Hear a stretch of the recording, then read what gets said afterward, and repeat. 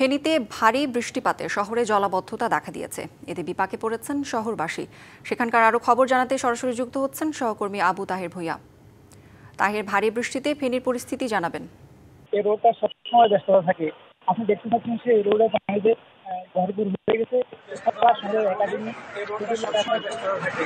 আপনি দেখতে পাচ্ছেন যে এই রোডে পানিতে ভরপুর হয়ে গেছে। এছাড়া শহরের একাডেমি, শহীদুল্লাহ কাছার শহর এবং পাড়া শহর শহরের বিভিন্ন স্থানে 2 দিনের ভারী বৃষ্টিপাতে পানি জমে গিয়ে মানুষের দুর্ভোগের সীমা ছাড়িয়ে গেছে। সেই দুর্ভোগের মানুষ 24 ঘন্টায় 33 মিলিমিটার বৃষ্টি সংরক্ষণ করা হয়েছে আবহাওয়া অধিদপ্তর। অ্যাকনল সোপ, দেশের নাম্বার 1 হালাল অ্যান্টিব্যাকটেরিয়াল সোপ, ন্যাচারাল ব্যাকটেরিয়ালাইসিসের সুরক্ষায় ফ্রেশ ও অ্যাক্টিভ সবসময়। সেখানে এখনো বৃষ্টি অব্যাহত আছে। এই বৃষ্টি অব্যাহত যদি থাকে তাহলে দিনের নদীসমূহ পানি বাড়বে।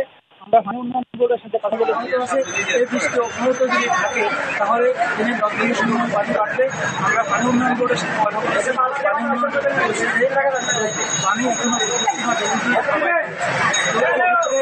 যদি বৃষ্টি অব্যাহত থাকে তাহলে পানি বাড়বে এবং সেখানে মানুষের দুর্ভোগ চরমাকার ধারণ করবে। তবে সড়ক জীবন ধারার মানুষের যে এখন দুর্ভোগের অন্ত নেই, সেটা যদি তাহের, ধন্যবাদ আপনাকে।